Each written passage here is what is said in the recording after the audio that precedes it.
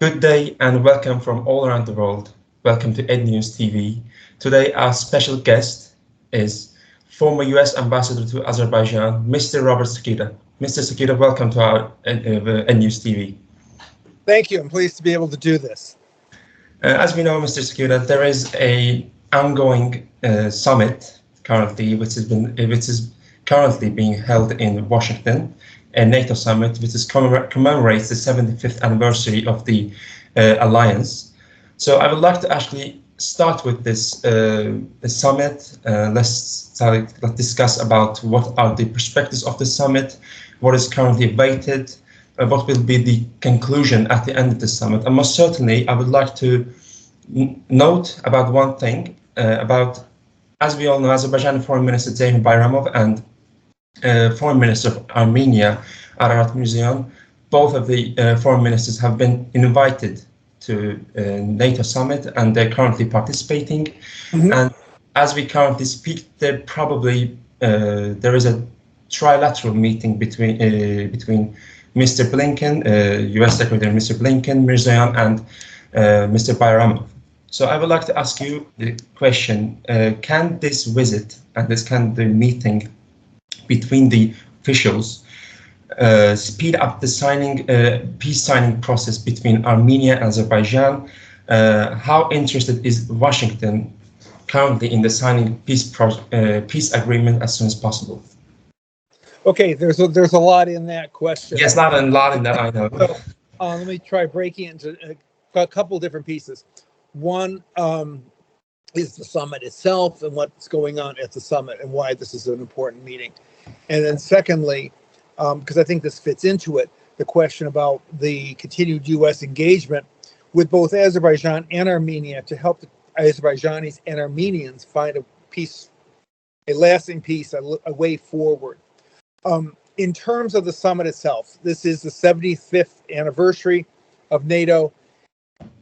It is not a congratulatory summit. It's not a yay us, aren't we great? No, it's a summit where the 35 members are coming together and looking at where the world situation is now, what these partners, what these countries need to do to protect their own security, their own people, but also to guarantee or provide a basis, maybe is a better way of putting it, provide a basis for world peace, for tranquility, for prosperity, for development, for a way forward for the 9+ billion people in the world today.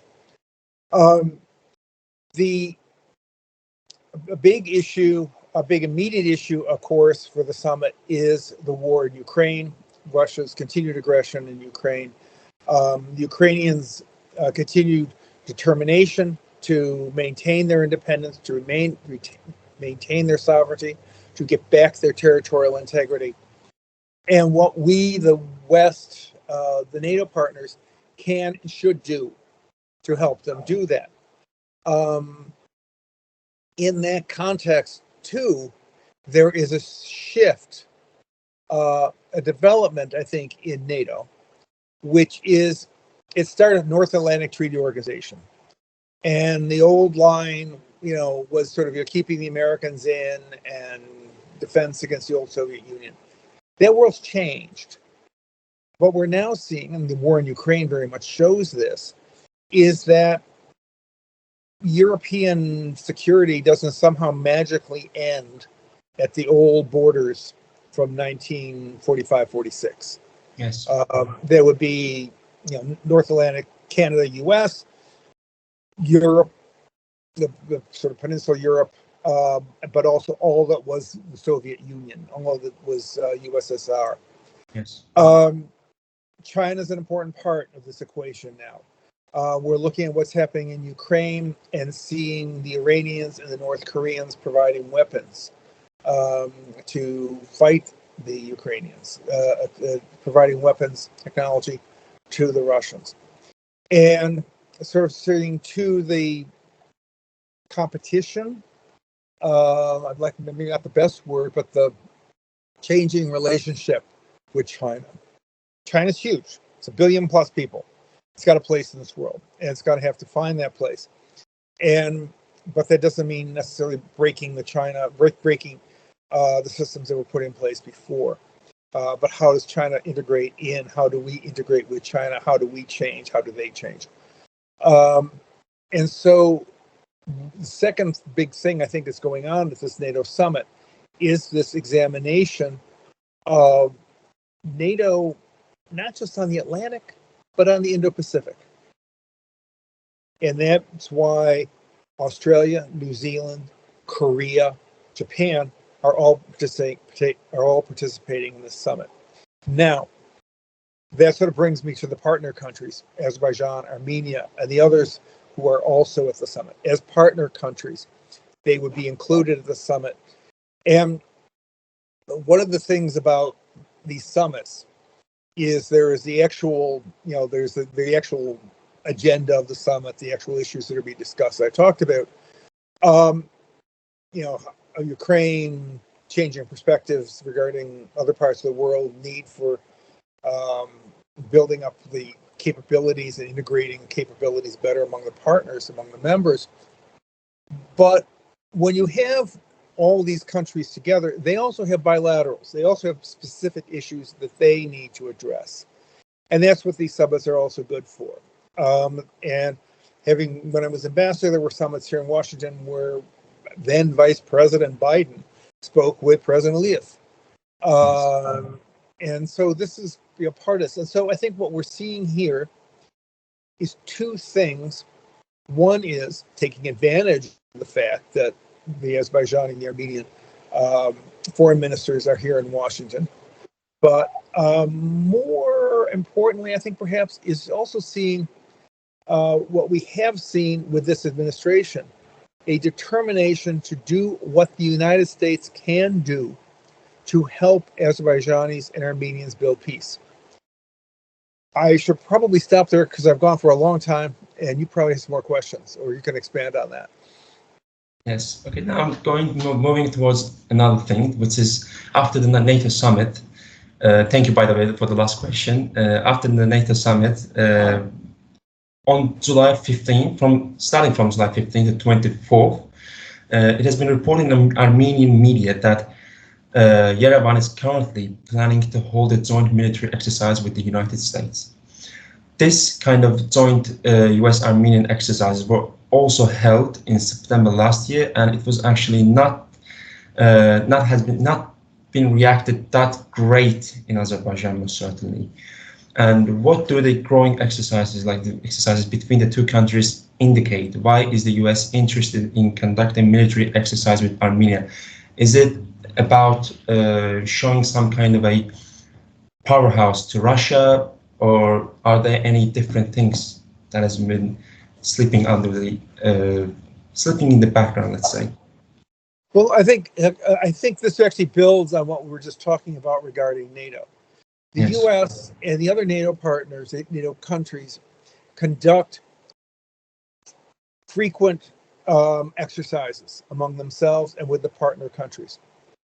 When I was ambassador in Azerbaijan, we did this with Azerbaijan. I know there have been other exercises between the U.S. and Azerbaijan, and with Azerbaijan and NATO. Why? Why is this important? One is building up understanding and contacts among countries' militaries. In so many instances these days, countries don't act alone, they act in partnership with others. And our militaries are used for a lot of things. Humanitarian relief, disasters, so forth.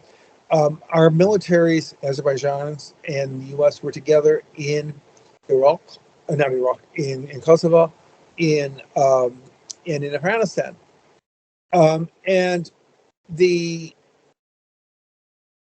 exercises are ways for the different militaries to get to know each other, to learn from each other. One of the things which was very important when I was ambassador with Azerbaijan was NATO interoperability. For Azerbaijan to know kind of how to work with the NATO countries. And the same for us to know how to work with Azerbaijan. Their talents that Azerbaijan brings to the table. Things we bring to the table. How do we work on these? I would suspect, I'm not in the government now, so I don't have the the talking points that I would have had before. But I would suspect this is the same thing with Armenia. We would like to work with Azerbaijan, want to work with Armenia, with the other countries, as a way to build communication, build contacts among militaries, ways to use these militaries when we need to do various, humanitarian disaster, other such things. Work together in defense if we have to. And it is, I think, a question of ongoing cooperation, building that ongoing cooperation. Now, the other thing that you sort of mentioned regarding, is this a, sort of way of building up against Russia? Well, I mean, the NATO summit is being very clear on that. And it's not, it comes back to things that were important when I was ambassador, and I think are still important to Azerbaijan: territorial integrity, sovereignty, independence, prosperity.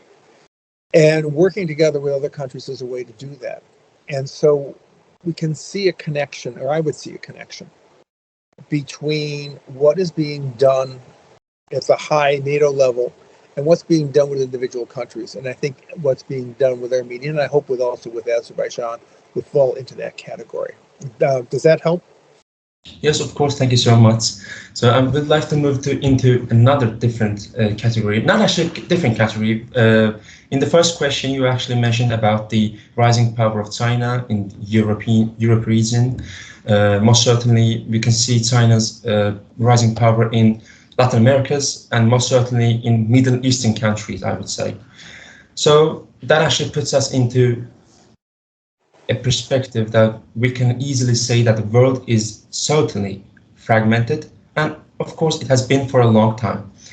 So the question is, what awaits us all in such circumstances? For example, we have the Western Hemisphere having NATO, European Union, and in the east part, and I would say the global south part, there is a huge alliance called BRICS, which is currently formed, but hasn't actually put up principles and certain things such as NATO.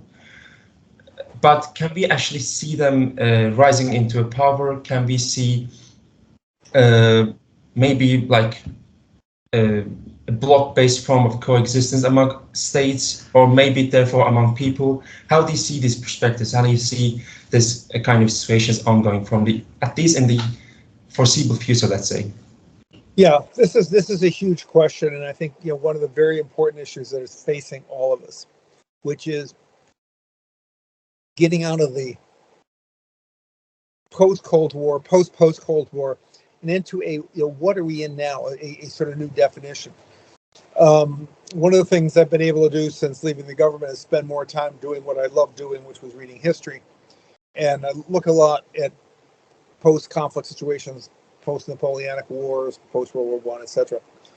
And in a way, right now, we are, the term which we're using all the time here is inflection point. Okay, great. What does that mean? It means a point of change. But the thing about change is you can be passive and just let it happen to you, or you can help shape that change. I would argue that we all have a role in helping shape that change. Now, one of the changes that's happening, and is, frankly, I would say inevitable, is the return to China, to what China has long been.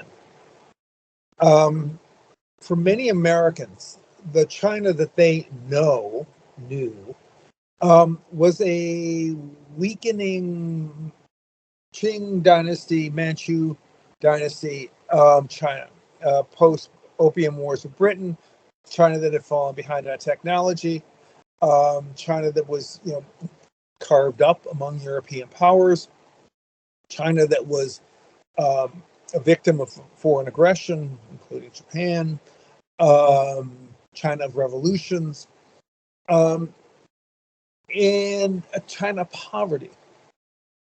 That's not historically the way China's always been. We think, what? Okay, why did we have the Silk Road? It was connecting all the stuff that China made with the rest of the world. And so for those of us sort of Western Europeans, Central Europeans, getting the stuff to Rome, getting the stuff to Venice, we didn't have that in Italy or Germany or France. We needed it from China. And so that was being pulled across, and the whole growth of the Silk Road and what that did for Azerbaijan and all the countries along the way. In a way, I think we're going back to a more normal situation where China's not this weak, late Manchu empire China, but a economically powerful, technologically advanced, energetic, innovative country. Mm-hmm. And that's going to play a role. Now, one thing that's also sort of changing with President Xi versus some earlier Chinese leaders is he is more engaged in the rest of the world. And you look at Chinese history, much of it was just the Zhongguo, China, center of the world. Everyone comes to China. We don't go out. With Xi, we're seeing a China that goes out, which makes sense because it's got to have a piece of this. So that's a big part of this. BRICS is another important piece of this because it ain't just China. India now has a bigger population than China. Its economy has not grown as quickly, but it is growing and growing fast. It is also innovative, is also finding ways forward. India has its own view of how the world should be shaped and what role India should play in it. The non-aligned movement is integral to much of India's foreign policy and his post-colonial history. Africa. I teach a course on the geopolitics of energy, and one of the things which I really focus on is making the students think about Africa. In the U.S., we very often, Africa, yeah, it's off to the side. No. I think by 2050, I think it is, 1 in every 4 people in the world is going to be African. Mm-hmm. Interesting. So, South Africa is sort of the most energetic internationally, but Nigeria has an important player. Ethiopia is an important player. Ghana are important African players on the world scene. Plus, of course, the North. Egypt. South Africa as well. So all these countries are going to be starting to come in on this system. Now, I know that there's a lot of discussion, sort of a political military thing about polls. I grew up as an economic officer in the State Department, which meant I dealt constantly with economic issues. I lived in a multipolar world because you could be the U.S. and that was great, but China, well, not so much when I started, but certainly Europe, France, Germany, UK, Japan, are all economic powerhouses. And the Americans might have a view, and the Germans or the Japanese will say, thank you very much. But we think that, and we need to work together that way. And I think what we may be seeing now, and this is sort of you're getting the short piece of one of my classes, but what I think what we're seeing now is on the political military side, on the awareness that we're going to have to do what we've long done on the economic side, which is recognize that different countries have different capabilities. We bring them in, we work together. There are going to be rough days, there are going to be conflicts, there are going to be, nasty words and hurt feelings. But at the end of the day, we can, if we want to, and we're determined to do so, find ways forward to build a better future for everybody. I think that's what's interesting about the BRICS and bringing them into the system. And there's a conscious effort. That's why 30 years ago, people were not excited about the G20. G20 is now important. So Turkey, Argentina, Brazil, South Africa, Saudi Arabia are now all part of that equation. That's we're past that sort of only working in the G7 context. Yes, indeed. I would like to ask your opinion on short context, in a short sentence, of course. Would you say that China is trying to be a political powerhouse or an economical powerhouse? All of the above? Both? How do you assess that? Well, I think, look at this. Their economic growth is tremendous. Now, their economic growth has also got a serious flaw, which is the role of the state And that's leading to some investments and overinvestments in places which are causing problems. They're causing problems in trade, but they're also going to cause problems for China itself. If you build too many factories producing something that the world doesn't need, those factories are going to go out of business, which means the people who are working in them are going to lose their jobs, and they're going to get angry. So that's something that can be coming down the pike and a problem for China. Politically, yes, China wants to play a bigger role in the world.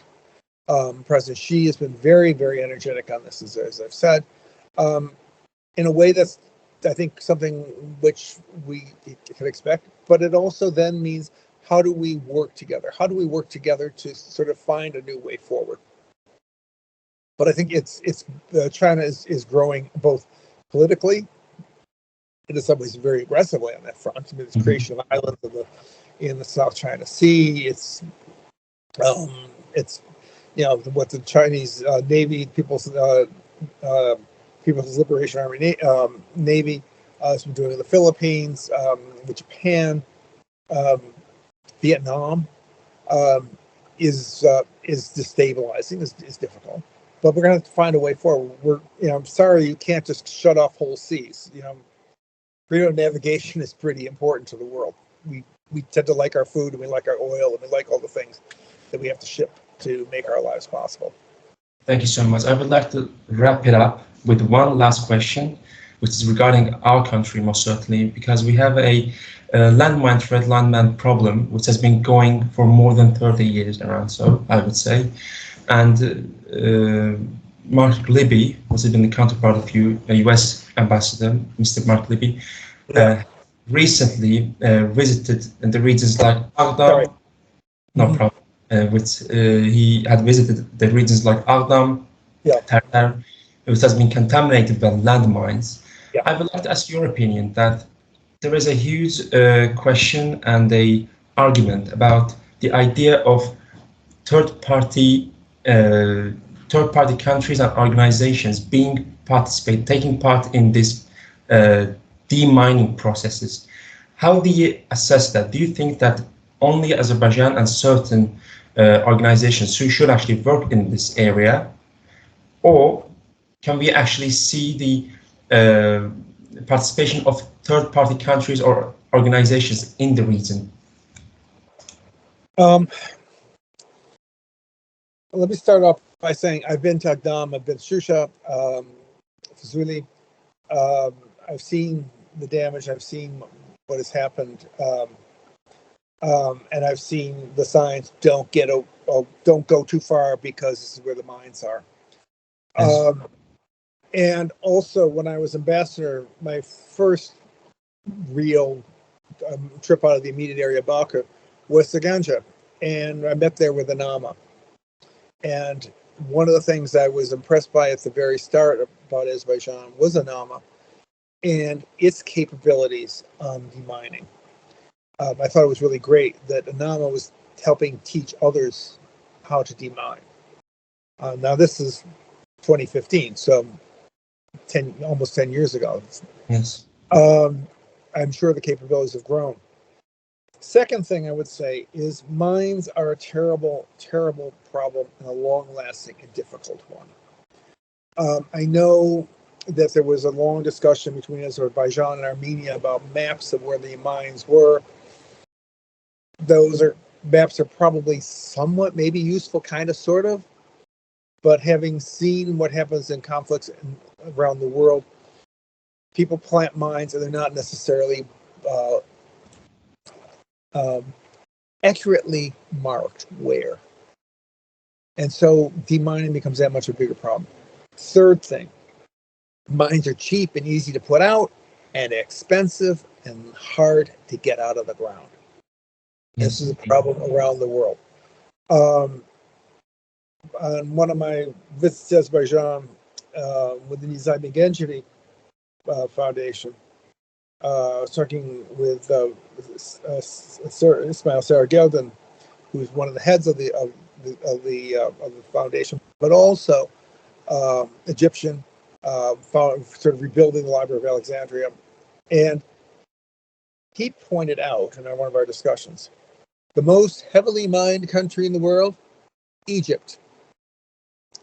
They're still taking stuff out from the Arab-Israeli wars. Interesting.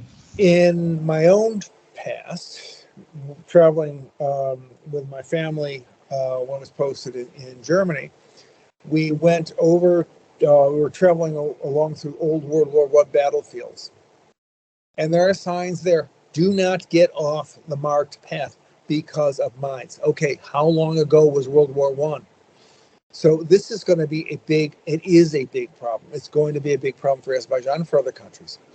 And I would argue, not knowing all the ins and outs particulars, but I would argue that anybody who can help should be brought in to help it, because getting those mines out of the ground is going to be long, expensive, and you can't do the kinds of development that you want to see in the formerly occupied areas until you get the mine situation under control. You can't have, farmers plowing a field and getting blown up. You can't have kids running out of the school going the wrong way and getting blown up.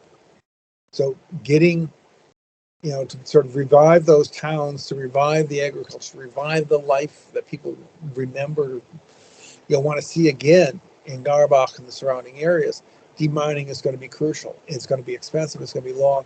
And if you can get anybody to help you, I would say get them to help you, unless, if somebody's really obnoxious or difficult or got an ulterior motive, okay.